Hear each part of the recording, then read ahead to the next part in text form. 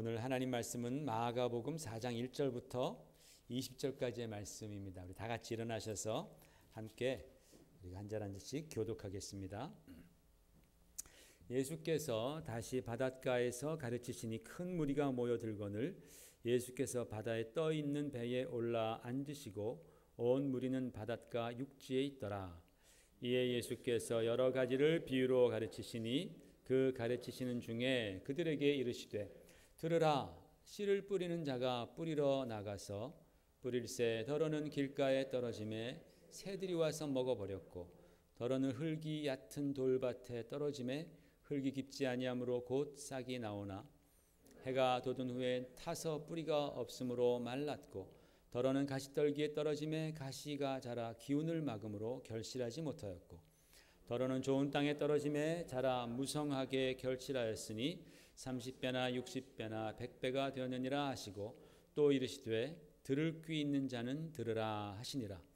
예수께서 홀로 계실 때에 함께 한 사람들이 12제자와 더불어 그 비유에 대하여 물으니 이르시되 하나님의 나라의 비밀을 너희에게는 주었으나 외인에게는 모든 것을 비유로 하나니 이는 그들로 보기는 보아도 알지 못하며 듣기는 들어도 깨닫지 못하게 하여 돌이켜 죄사함을 얻지 못하게 하려 함이라 하시고 또 이르시되 너희가 이 비유를 알지 못할진대 어떻게 모든 비유를 알겠느냐. 뿌리는 자는 말씀을 뿌리는 것이라.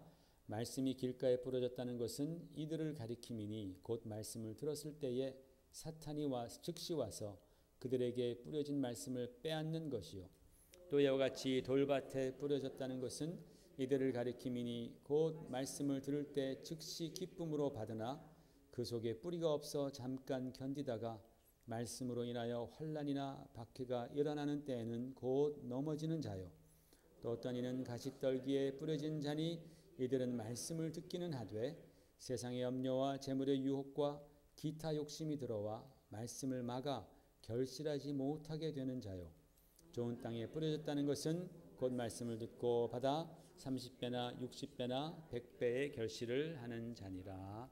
아멘. 앉으시기 바랍니다. 여러분 지난주에 우리가 하나님의 복에 관한 말씀을 드렸습니다.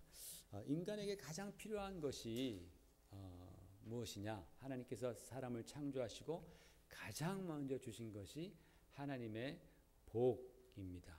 그리고 그 다음에 식물이라 그랬어요. 즉 물질이 그 다음에 옵니다. 그런데 하나님의 복, 창세기에 나오는 그 하나님께서 복 주시되 할 때 그 복의 실체가 뭐라 그랬어요?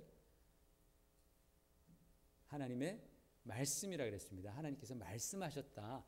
그 인간을 만드시고 하나님께서 인간에게 말씀하신 그 모든 말씀 안에 인간이 필요한 그 모든 것들이 다 들어있는 거예요. 가장 본질적인 것들이 다 그 말씀 안에 들어있는 거예요. 영생하도록 창조된 사람에게 가장 먼저 주시는 것이 가장 필요한 것이 바로 영원한 하나님의 말씀. 주의 말씀은 영원하도다 그랬죠. 영원한 하나님의 말씀이고 그 다음에 우리가 일시적으로 살아가는 이 육신을 위해서 가만 놔두면 썩어지는 그러한 물질들을 우리에게 주셨다라는 것입니다. 이 순서가 굉장히 중요합니다. 이게 바로 창조 원리 안에 들어가 있는 질서입니다. priority라는 거죠. 그런데 사탄은 계속해서 그 순서를 바꾸려고 하는 거예요. 물질이 먼저다. 하나님 말씀보다 물질이 먼저다라는 거예요. 여러분 인류의 최초 범죄 아담과 하와가 선악과를 따먹은 그 최초의 그 범죄도 바로 이 문제가 들어가 있잖아요. 아담과 하와가 하나님의 말씀을 거역하죠. 어떻게 거역했느냐? 선악과를 따먹으면서 거역한다라는 거예요. 주의 말씀을 어기면서 식물을 취했다라는 것이죠. 물질을 취했다라는 것이죠. 이것이 의미하는 바가 크다라는 겁니다. 말씀보다 물질을 앞세웠던 것이 바로 인류 최초의 범죄였고 사탄은 그렇게 자꾸만 유혹하는 거예요. 그래서 그 범죄 이후로 꾸준하게 사탄은 인류에게 달콤한 목소리로 속삭여 왔고 뭐를 속삭였겠어요? 물질이 먼저다. 말씀보다 물질이 먼저다. 먹고 사는 게 더 중요하다. 식물이 먼저다라는 것을 계속해서 주입시키면서 이 사람들에게 의해서 이 영원히 살아가는 영적 존재인 우리들에게 순서를 뒤바꿔 놓는 거에 거의 성공한 듯 보였습니다. 그러나 예수님께서 두 번째 아담으로 오셨다 그랬잖아요. 그죠? 성경에 보면 예수님께서 이 땅에 오실 때 두 번째 아담으로 오신 예수님께는 바로 이 사탄의 이 계략, 이 유혹이 통하지 않았습니다. 그래서 사탄이 예수님에게 40일을 금식하신 예수님에게 이 돌들을 명하여 떡덩이가 되게 하라라고 그렇게 시험하였을 때에 예수님께서 뭐라고 말씀하십니까? 사람이 떡으로만 살 것이 아니요 하나님의 입으로 나오는 모든 말씀으로 살 것이니라 라고 대답하시면서 그동안 막 뒤바뀌어지고 혼란스러웠던 그런 창조 질서, 영적인 질서, 인간이 가장 먼저 프라이어리티를 생각해야 하는 바로 그 뒤집어졌던 그 프라이어리티를 주님께서 바로 다시 잡아주셨다라는 사실이죠. 그러니까 예수님께서 공생애를 처음 시작할 때에 마귀와의 치열한 그런 영적 싸움이 있었던 거예요. 막 기싸움이 있었던 건데 예수님께서 아주 초기에 기선제압을 팍 하신 것이죠. 사람이 떡으로만 사는 것이 아니다. 먼저는 하나님의 입으로 나오는 모든 말씀으로 사는 것이다. 그것이 바로 인간에게 복이라는 거예요. 그것이 하나님께서 창세기에 처음 인간을 창조하시고 주신 바로 그 복이 하나님의 말씀입니다. 그래서 여러분 우리 크리스찬들은 인간의 참 행복, 저와 여러분의 진정한 행복은 하나님의 말씀을 듣고 그것을 실천하는 데 있다라는 것을 우리는 명심해야 할 줄로 믿습니다. 크리스찬이 이거 명심하지 않으면, 크리스찬이 이것을 기억하지 않으면 그건 크리스찬으로서의 삶을, 또 크리스찬으로서의 아이덴티티를, 정체성을 우리는 잃어버리게 된다라는 거예요. 굉장히 중요한 말씀입니다. 흔히 믿지 않는 사람들이 물어보죠. 야, 말씀이 밥 먹여주냐? 교회 가면 뭐 밥이 나오냐, 뭐 금이 나오냐, 돈이 나오냐? 교회 가면 뭐 밥 먹여주니? 라고 그렇게 천박하게 조롱을 하죠. 그럴 때 우리는 그 사람의 눈을 똑바로 쳐다보면서 사탄아 물러가라 라고 말을 하면 안 되죠. 그렇게 마음속으로는 사탄아 네가 나를 유혹하는구나 라고 그렇게 명령하지만, 그러나 겉으로는 웃으면서 태연하게 지금 우리가 굶고 사는 시대도 아닌데 그렇게 매사의 밥과 연결시키냐, 너는 참 실망스럽다 라고 쓱 넘어가든지, 아니면 뭐 현대인들이 지금 밥 못 먹어서 불행하니, 아무리 좋은 거 먹고 좋은 데 살아도 그 내면이 채워지지 않으니까 그래서 힘들어하는 것 아니니 라면서 우리가 속으로는 사탄아 물러가라 라고 말하지만 겉으로는 그렇게 부드럽게 핵심을 잘 찔러줘야 하는 것이죠. 여러분, 하나님께서 우리를 창조하실 때에 우리의 그 내면 안에, 우리의 속 안에 하나님의 말씀이 아니면 채워지지 않는 그런 큰 공간을 만들어 놓으신 거예요. 그래서 우리는 하나님의 말씀으로 그것을 채워놓지 않으면 계속 허기가 지는 거예요. 사람은 그렇잖아요. 그죠? 지식에 대한 욕구가 있을 때 아무리 그 사람에게 밥만이 좋으십시오, 밥 시컷 먹으라고 맨날 좋은 거 먹는다고 해서 그 지식에 대한 욕구가 사라지냔 말이에요. 다른 저장소잖아요. 밥 들어가는 데랑 지식 들어가는 데랑 다르잖아요. 그와 마찬가지로 밥 들어가는 데가 따로 있고 지식 들어가는 데가 따로 있고, 그 다음에 하나님께서 하나님의 말씀이 들어가는 곳을 따로 우리 안에 만들어 놓으신 거예요. 그래서 그 안에 하나님의 말씀이 들어가지 않으면 우리는 언제나 허기진 겁니다. 그래서 사람들은, 하나님 말씀을 모르는 사람들, 하나님과 관계가 없는 사람들은 그거를 채워보기 위해서 별짓을 다 하는 거죠. 막 일에 빠져보기도 하고, 돈 있는 사람들은 막 미친 듯이 막 쇼핑하려고 막 돈을 써봅니다. 나는 쇼핑한다, 고로 존재한다, 뭐 이런 식이죠, 거의. 그렇게. 또 어떤 사람들은 쾌락에 빠져보기도 하죠. 그러나 그 모든 것의 끝은 더 큰 허무감이라는 거예요. 굉장히 허무한 것이죠. 그래서 우리 주님께서 이렇게 말씀하셨습니다. 요한복음 6장 35절에 나는 생명의 떡이니 내게 오는 자는 결코 줄이지 아니할 터이요 나를 믿는 자는 영원히 목마르지 아니하리라. 우리 주님께서 우리의 그 인생의 그 내면의 허기를 아셨다라는 거예요. 그 인생의 본질적인 갈증을 아셨다라는 거예요. 다른 것으로 채워지지 못하는 그런 허기와 갈증을 아시고 주님께서 오셔서 저 여러분에게 하신 말씀이 나는 생명의 떡이니 내게 오는 자는 결코 줄이지 아니하리라. 나를 믿는 자는 결코 목마르지 아니하리라 라고 주님 말씀하시면서 바로 주님에게 우리 인간이 필요한 그 본질적인 배고픔과 갈증을 채울 수 있는 말씀이 있다라는 사실을 주님께서는 우리에게 가르쳐 주신 거예요. 그 말씀이 육신이 되어서 이 땅에 오신 주 예수께서 우리 가운데 오셨어요. 우리가 그분께 나아갈 때에 우리는 참 만족을 경험하게 되는 것이고 진정한 충족함을 우리는 경험하게 되는 거예요. 세상에서 다른 곳으로 만족했던 것과는 비교할 수 없는 그런 우리의 심령 가운데 깊은 만족이 생기는 거죠. 그러니까 저와 여러분이 그 말씀의 은혜, 그 말씀의 능력을 경험하는 신앙생활이 되기를 주의 이름으로 축원을 드립니다. 그래서 지난주에 말씀드렸던 것이 주님의 말씀이 곧 우리에게 복이다. 우리에게 필요한 첫 번째 복이다라고 제가 지난주에 말씀을 나누었습니다. 자, 우리 크리스천들에게 그런 하나님의 말씀이 주어졌어요.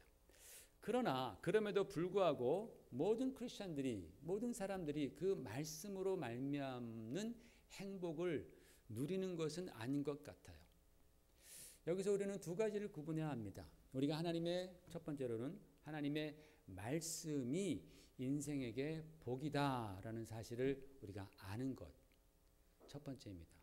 두 번째로는 그 말씀을 내가 지키고 그 복을 내가 지키고 우리의 인생 가운데에 적용하고 그 말씀이 열매 맺게 함으로 말미암아 우리가 말씀 안에 사는, 즉 우리가 진정으로 하나님의 행복으로 사는 것. 그러니까 아는 것과 그것을 실천해서 내가 행복해지는 것과는 두 가지가 서로 다르다라는 말이에요.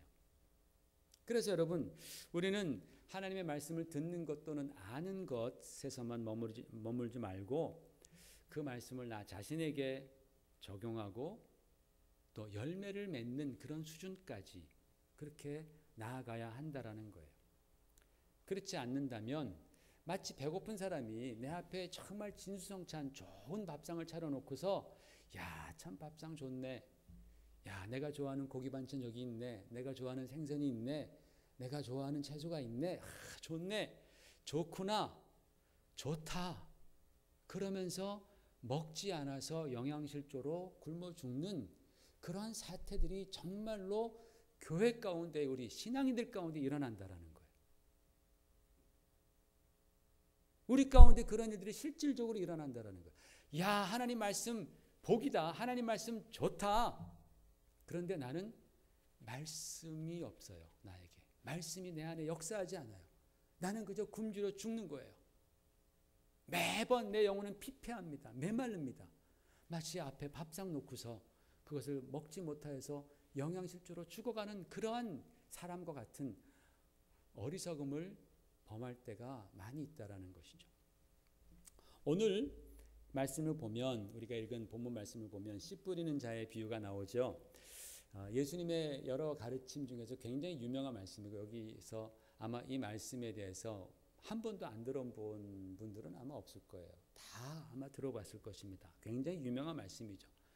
내용은 우리가 읽은 대로입니다. 씨 뿌리는 자가 씨를 뿌리는데 그 씨가 뭐 길가에 떨어지고 더러는 돌밭에 떨어지고 더러는 가시덤불에 떨어지고 그런 것들은 다 열매를 맺지 못했지만 옥토에 떨어진 씨앗은 열매를 맺었다. 풍성히 열매를 맺었다. 여러분, 우리는 이 말씀이 무엇을 의미하는지 우리는 알죠. 너무나 이제 쉽죠. 너무나 쉬운데 처음 이 말씀을 들었던 제자들은 도대체 이게 뭐를 말씀하는 겁니까? 몰랐다라는 거예요. 그러므로 여러분, 지금 우리들의 그 신앙적인 수준이 상당히 높은 거예요. 우리는 그거 읽으면 알잖아요. 그죠? 상당히 높은 수준에 우리는 올라와 있어요. 제자들은 이 말씀 듣고서 몰라서 주님께 따라가서 물었습니다. 그랬더니 예수님께서 대답하시기를 중요한 말씀이 이겁니다. 뿌리는 자는 말씀을 뿌리는 것이다. 곧 씨앗은 말씀이다. 말씀을 뿌리는 것이다. 라고 대답하셨습니다. 그러니까 우리가 지난주에 들은 말씀과 연결해 보면 말씀이 곧 복이라 그랬잖아요. 그러니까 이게 또 복에 관한 가르침도 된다라는 거예요. 그래서 여러분 우리가 이 가르침을 통해서 어떤 사람이 복된 사람인가, 어떻게 살아가는 것이 정말 진정으로 성경이 말하는 행복한 사람인가에 대해서 우리가 배울 수 있게 되기를 바랍니다. 자, 비유에 보면 말씀을 뿌리는데, 씨를 뿌리는데 네 종류의 밭에 떨어졌다고 했습니다. 그 네 종류를 우리는 흔히 네 가지 마음이라고 얘기를 합니다. 네 가지 환경입니다. 첫 번째는 길가, 두 번째는 돌밭, 세 번째는 가시밭, 그리고 네 번째가 옥토입니다. 돌밭은 주님께서 길가의 밭은 주님께서 말씀하시기를 길가에 떨어진 밭은 마치 말씀이 심겨졌을 때에 새가 와서 씨앗을 다 그냥 쪼아 먹는, 그 즉시로 그냥 새가 와서 다 쪼아 먹는 거죠. 마귀가 말씀을 빼앗아 버리는 그러한 환경, 그런 마음이다. 바위밭은 고난과 박해 때문에 말씀이 열매 맺지 못하는 그런 환경, 그런 마음이다. 세 번째로 가시밭은 말씀은 이해했지만 이 세상의 그런 정욕과 탐욕과 또는 근심 걱정과 또는 이 재리에 대한 유혹과 이런 것들 때문에 말씀이 자라다가 그 기운에 막혀서 열매 맺지 못하고 그냥 죽어버리는 그런 환경, 그런 마음이다. 그리고 네 번째로 옥토는 아주 말씀이 잘 자라서 많은 열매를 맺는 땅이다. 이렇게 말씀합니다. 여러분 우리는 생각만 해도 이 옥토 하면은 기분이 좋죠. 옥토 기분이 좋습니다. 거기다가는 막 뭘 심어도 막 쑥쑥 자라고 열매를 맺을 것 같은 그런 느낌이 듭니다. 옥토에는 막 행복이 막 자라는 거예요. 그래서 저는 이 말씀을 보면서 정말 저 여러분이 다 옥토와 같은 그러한 심령들 되시기를 주의 이름으로 축원을 드립니다. 옥토와 같은 그런 인생 되어서 무엇을 심어도 하나님의 말씀이 심겨질 때에 그냥 자라서 열매를 맺고 그거로 말미암아 여러분이 행복한 인생 되시기를 주님의 이름으로 축원을 드립니다. 옥토가 같은 인생이 되어야 됩니다. 그런데 여러분 이 말씀 우리가 잘 아는 말씀인데 이 말씀을 가만히 읽다 보면은 그림이 보이죠, 그죠? 이 첫 번째 밭, 두 번째 밭, 세 번째 밭 할 때 그림들이 머릿속에 다 떠오릅니다. 굉장히 회화적인 그런 비유입니다. 그래서 각각의 마음들을 사람들이 이렇게 흔히 표현합니다. 보십시오. 자, 첫 번째가 길가입니다. 그죠? 길가. 척박합니다. 두 번째가 돌짝밭입니다. 세 번째는 가시밭이고 네 번째는 굿소일. 아름답습니다. 그렇죠? 굉장히 아름답죠.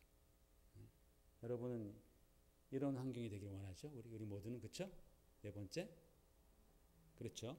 자, 그 다음 거 보십시다. 사람이 그림을 그렸습니다. 와, 첫 번째 길가 막 새도 막 뚱뚱한 게 욕심 부리면서 또 씨앗을 다 먹어요. 다 먹어. 돌밭 여기서 뭐 될 것 같지 않습니다. 가시밭 여러 가지 많은 그런 가시덤불들 넝쿨들이 막 올라와서 자라는 이 새싹을 기운을 다 빼앗아 갑니다. 마지막으로 옥토는 뿌리가 쭉쭉 뻗죠. 막 하늘도 파랗고 다른 데는 막 하늘도 파란 데도 없어. 막 다 이상해요. 그죠? 이렇게 그려놓습니다. 또 보십시다.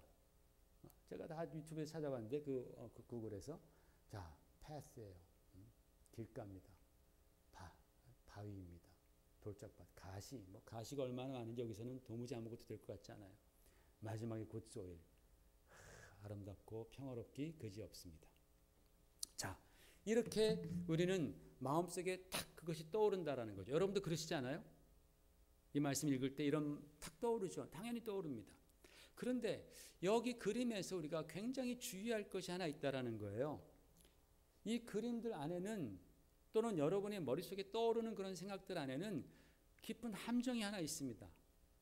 이 함정에 우리가 빠지지 않아야지만이 우리는 제대로 된 신앙생활을 할 수 있고 그 안에서 진정한 행복을 우리가 발견하고 누릴 수 있다라는 거예요. 만약에 이 그림들을 잘못 오해하면 저 여러분 신앙 망가집니다. 완전히 망가지고요.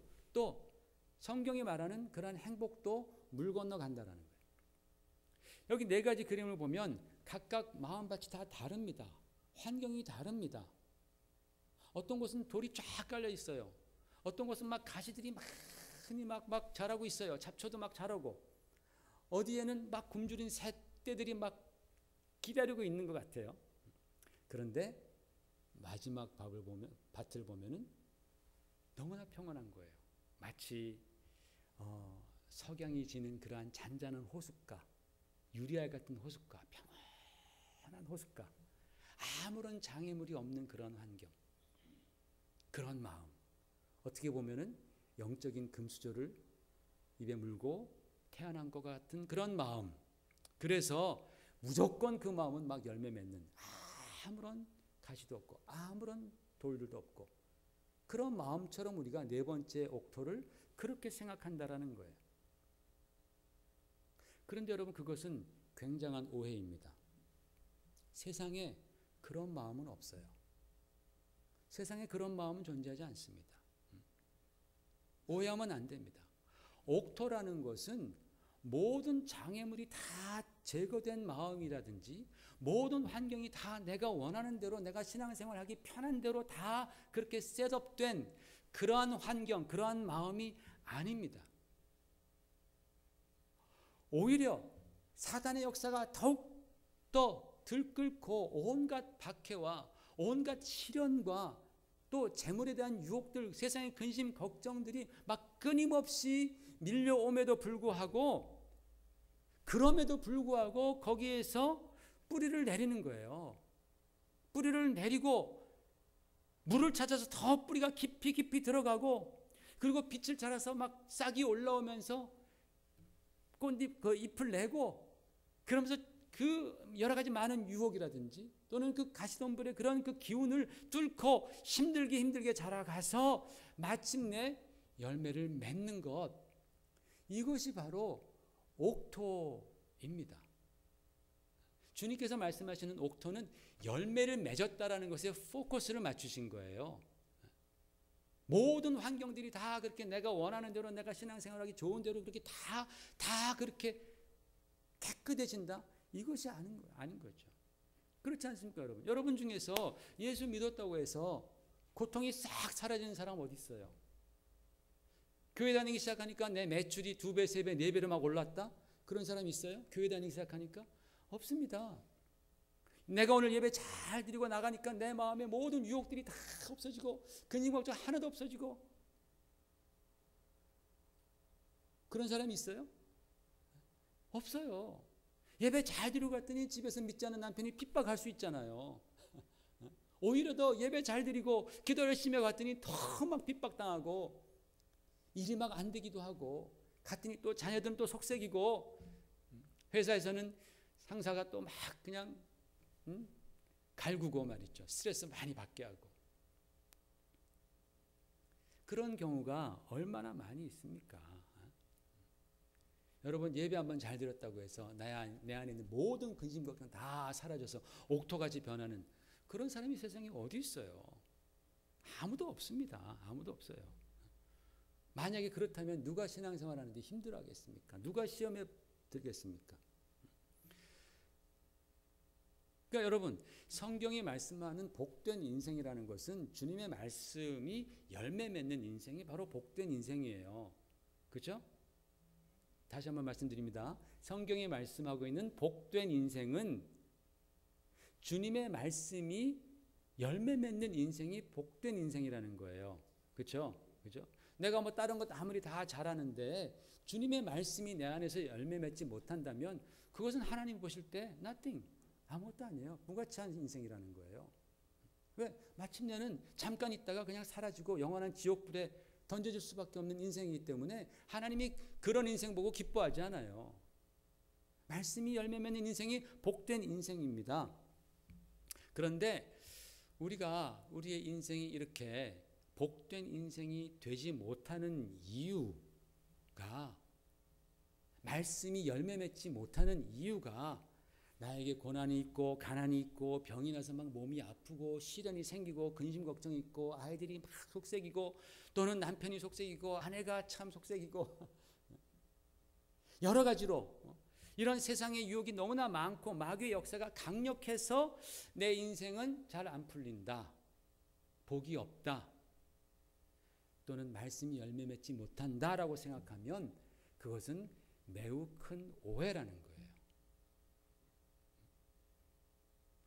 내 안에서 하나님의 말씀이 열매 맺지 못하는 이유가 환경 때문이라고 생각하는 것, 유혹 때문이라고 생각하는 것, 나에게 박해가 있어서 나에게 고통이 있어서 일이 잘 안 풀려서 그래서 내가 신앙생활 잘 못한다. 그래서 내가 하나님의 말씀을 내가 잘 붙들지 못한다라고 말한다면 그것은 굉장히 큰 오해라는 것입니다. 하나님의 말씀, 하나님의 복은 너무나 강력해서 내가 처한 그런 모든 환경이나 시험이나 유혹을 뚫고 나와서 승리하는 것, 그게 바로 하나님의 말씀의 본질적인 능력 아니겠어요? 하나님께서 주시는 그 복이라는 것은 그 모든 환경에도 불구하고 가시덤불, 돌짝밭, 또 사단의 역사, 이 모든 것에도 불구하고 바로 그것을 뚫고 자라서 열매를 맺는 것이, 그것이 바로 하나님의 말씀의 능력입니다. 그렇기 때문에 여러분, 열매 맺는 옥토라는 것은 농부가 가서 보니까 할 일이 너무나 없어요. 할 일이 없을 정도로 돌 하나 없고 가시덤불 하나도 없고 잡초 하나도 안 나는 그런 땅이 아니다라는 거예요. 성경에서 말하는 옥토에도 가시덤불은 뽑으면 또 자라고 잡초는 또 뽑으면 또 자라고, 그리고 여기저기 파면 팔수록 계속 돌들이 그렇게 많은지, 왜 이렇게 이 땅은 돌이 많은지, 그런 것들이 계속해서 깔려 있고 새들은 호시탐탐 그 씨앗을 집어삼키려고 배회하는 그것이 곧 옥토라는 거예요. 그것이. 여러분, 우리의 인생이 대부분 다 비슷합니다. 우리 인생의 환경이 대부분 비슷합니다. 남들이 웃고 사니까 그들은 다 편안한 것 같죠. 남들이 웃으니까 다 저 사람들은 나보다 편한 것 같죠. 그러나 속내를 들어보십시오. 속내를 정말 다 드러내놓고 얘기해보면 다 어려움이 있고 문제가 있고 아픔이 있고 고통이 있습니다. 세상에 고통 없고 근심 걱정 없고 병 없고 유혹 없는 사람이 세상에 어디 있겠어요? 그런 사람이 어디 있겠습니까? 교회는 그런 사람들이 모인 곳이 아닙니다. 그런 사람들이 모인 곳 찾아가려면 공동묘지 가면 되죠. 거기 가면 편안하게 다 누워 계시죠. 아무런 유혹 없이. 우리가 생명이 있는 동안에는 여전히 유혹이 있고 여전히 고난이 있고 여전히 시련이 있고 여러 가지 많은 그런 문제들을 우리는 만나게 되어 있어요. 안 그런 사람 한 사람도 없다라는 거예요. 그런데 주님께서는 비록 우리에게 그런 어려움이 오더라도 주님의 말씀을 붙들라라는 거예요. 지키라는 거예요. 그런 어려움을, 여러분 신앙생활할 때 그런 어려움 다 사라지냔 말이죠. 그런 유혹에서 여러분 다 벗어나냔 말이죠. 아니잖아요. 저는 저 자신을 보면 여러분을 알 수 있어요. 그죠? 제 자신에게도 고난이 있고 시련이 있고 유혹이 있고 여러 가지 많은 그런 문제들이 있잖아요. 당연히 여러분에게도 많겠죠. 당연히. 우리 사람이 별로 차이가 없잖아요. 그럼에도 불구하고 주님께서는 그런 어려움과 시련과 근심 걱정이 있다 할지라도 너희가 말씀을 붙들라라는 거예요. 지키라는 거예요. 그 말씀이 사라지지 않도록 지켜라. 하나님의 복이 사라지지 않도록 지켜라. 끝까지 지켜내라는 것입니다. 그것이 오늘 이 말씀에서 우리가 배울 수 있는 교훈이에요. 어떻게 그 옥토가 열매를 맺느냐. 그 옥토는 특별하냐. 그렇지 않아요. 똑같아요. 열매 맺는다라는 것만 다르지 그 주변 환경은 똑같습니다. 우리들을 보십시오. 우리들을. 그렇다면 우리는 주님이 주신 그 말씀을 잘 지키는가? 행복을 잘 지키고 있는가? 주님의 말씀, 그 복되신 주님의 말씀을 듣기는 들어도 관심 없이 들을 때에 금방 마귀가 그 말씀을 빼앗아 가잖아요. 그래서 제가 지난주에도 그렇게 말씀 읽자 제가 강조했던 것 아닙니까? 그게 우리에게 복이다. 그리고 묵상해야 된다. 이제는 여러분 나이가 다 이제 뭐 젊은 분도 계시지만 40대 넘고 50대가 넘으면 이제 기억력이 떨어지기 때문에 자꾸만 기록하고서 자꾸만 우리가 리피트해야 됩니다. 안 그러면 자꾸만 잊어버리는 거예요. 제가 설교하고도 제가 잊어버리는데 제가 정말 그렇게 주일 내내 생각하면서 설교하고 나서 그 다음 주에 가면은 내가 지난주에 뭐 설교했지? 제 자신도 어떤 때는 그러는데 여러분은 얼마나 그러겠어요. 그래서 통계에 보면은 딱 예배 끝나고서 딱 나올 때에 성도들한테 물어보면은 거의 60% 이상이 오늘 본문 말씀이 신약인지 구약인지를 모른대잖아요. 딱 예배 끝나고 나갈 때 오늘 본문 말씀이 신약이었습니까 구약이었습니까 모른다는 거예요. 그걸 그새 잊어버린다는 거예요. 얼마나 마귀가 말씀을 확확 채가는지 관심을 가지고 들어야 됩니다. 주의 말씀에 대해서 사모함과 관심을. 이게 내 복이다. 이게 내 복이다. 조금만 고난이 오고 힘들고 하면은 하나님 말씀을 의심하죠. 자기 인생이 불행하다고 그렇게 생각합니다. 그러다 보면 뭐 신앙도 중단하고 사역도 중단하고 막 중단합니다. 주님 말씀에 그렇게 냉정하다가 주님이 우리에게 언제나 오라고 하시잖아요. 오라. 내가 너를 복주리라. 그런 주님의 부르심에는 냉정하다가 물질의 유혹이 또는 쾌락이 세상 영광이 날 향해서 손가락 하나만 까딱하더라도 내가 여기 있나이다 하고 막 달려가잖아요. 우리가 막 그거 얻으려고. 그러면서 우리는 언제나 변명을 합니다. 합리화를 합니다. 내가 그때 너무 힘들어서 그랬다. 내가 그때 기분이 좀 그래서 그랬다. 그 사람 때문에 그랬다. 등등등. 많은 사람들이 하나님의 복을 이런 식으로 그냥 쏟아버려요. 그냥 쉽게 하나님의 복을 쏟아버립니다. 상황 탓하고 다른 사람 탓하면서 그러면서 주님의 말씀을 포기합니다. 하나님의 복을 포기하는 거예요. 그렇게 다른 것 탓하면서 하나님의 말씀이 내 안에서 열매 맺지 못하는 이유를 자기 자신이 아닌 다른 곳에서 찾는다라는 거예요. 여러분 이것은 굉장히 나쁜 습관입니다. 굉장히 안 좋은 습성입니다. 문제를 내 안에서 찾아야 되는데 다른 곳에서 찾는 것은 정말 영적으로 안 좋은 그런 습관이에요. 그러면 절대로 우리가 신앙의 성숙을 이룰 수가 없어요. 왜? 문제가 내 안에 있는데 자꾸 다른 사람, 다른 환경을 자꾸 탓하면서 그것을 비난하고 그것을 잘라버리면서 자기는 의롭다고 생각하고 하는 거죠. 해결됐다고 생각하지만 사실은 그렇지 않아요. 내 안에 그 문제가 큰 문제가 있는 거예요. 내 탓이어야 됩니다. 내 탓. 제가 90년대인가요? 그때 한국에서 다닐 때 내 탓이요라는 그런 스티커를 많이 봤어요. 차 뒤에도 이렇게 내 탓이요 붙이고 어떤 뭐 문 같은 데도 내 탓이요 이렇게 붙여놓고 그랬습니다. 그 한국 카톨릭에서 하던 그런 운동이었었습니다. 참 그래서 그걸 보면서 야, 참 귀한 운동이다. 부러웠었습니다. 그걸 보면서 우리 기독교인이 저걸 못할까. 카톨릭에서는 내 탓이요 하면서 막 붙이고 다니니까 참 좋더라고요. 내 탓이다. 이게 성경의 가르침이니까. 그렇죠? 그러니까 그 말씀을 그대로 실천하면 복이 굴러오지 않겠어요? 복된 운동 아니겠어요? 남 탓 안 하고 자기 탓으로 돌린다면은 그럼 어떻게 되겠어요?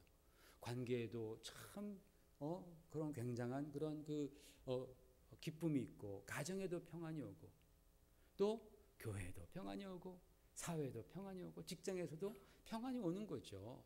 평화가 오는 거예요. 만약에 반대로 네 탓이다. 모든 것을 다 상대방의 탓으로 돌린다면 그때부터 전쟁을 시작하는 거죠. 그래? 내 탓이야? 아니다. 복가? 네 탓이다. 그러면서 싸움이 되는 거죠. 지옥이 되는 것이죠. 너무나 많은 사람들이 환경 탓을 한다는 거예요. 그런 나는 돌짝밭 때문에, 나는 가시덤불 때문에, 나는 사단 때문에, 나는 누구 때문에, 나는 뭐 때문에 하면서 행복을 막 걷어차는 거예요. 하나님의 말씀이 잘하는 것을 내가 스스로 거부하는 것이죠.